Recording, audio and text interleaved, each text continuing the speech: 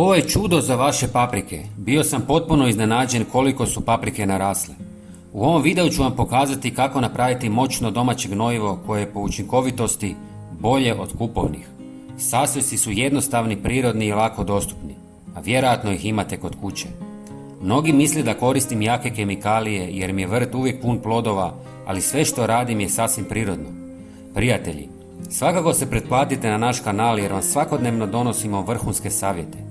Pretplata je potpuno besplatna. Hvala vam. Za početak, u pola litre tople vode ide žlica sušene koprive. Možete je nabrati bilo gdje ili kupiti kao čaj.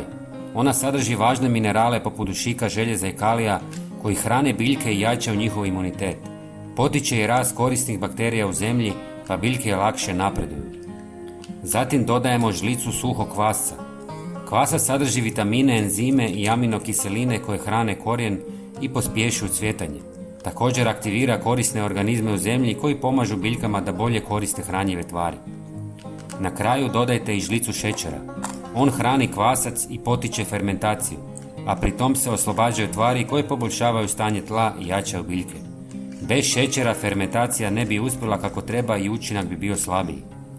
Smjesu ostavimo par sati da odstoji kako bi se sastojci aktivirali.